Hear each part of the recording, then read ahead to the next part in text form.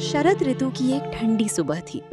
किसान के अनाज भंडार की एक पुरानी बोरी के कोने में दो बीज आपस में सटे हुए पड़े थे।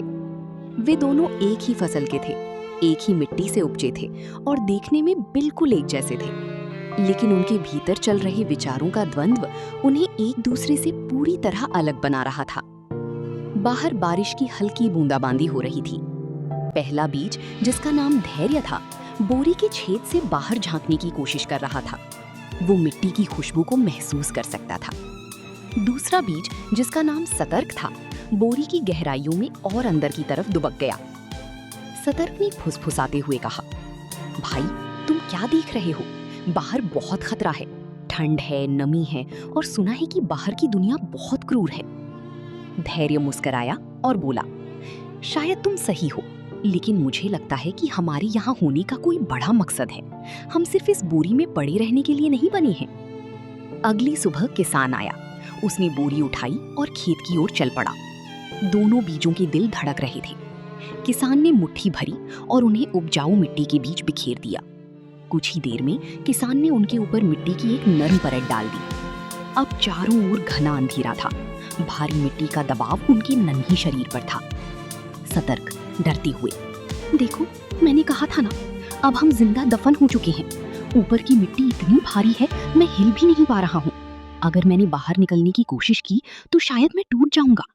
मैं यहीं चुपचाप पड़ा रहूंगा, कम से कम सुरक्षित तो रहूंगा। धैर्य उत्साह के साथ, दोस्त, ये दबाव ही तो हमें मजबूत बनाएगा। हाँ, मुझे भी डर लग रहा है। अंधेरा घना है और मुझे नहीं पता ऊपर क्या है, लेकिन मुझे अपनी जड़ी नीचे फैलानी ही होंगी ताकि मैं ऊपर की ओर बढ़ सकूं। मैं जोखिम उठाऊंगा। दिन बीतते गए।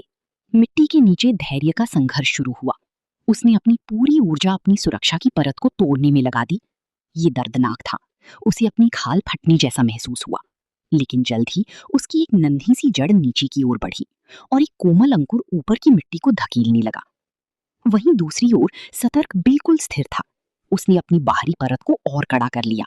उसने सोचा, अगर मैं अंकुरित हुआ तो मिट्टी में मौजूद कीड़े मुझे खा जाएंगे। अगर मैं बढ़ा तो तेज हवाएं मुझे तोड़ देंगी। सुरक्षित रहना ही समझदारी है।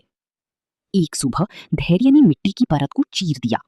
पहली बार उसने सूरज की गुनगुनी धूप को महसूस किया। उसने ओस की बूंदों का स्वाद चखा। वो अब एक छोटा सा सुंदर हरा पौधा था।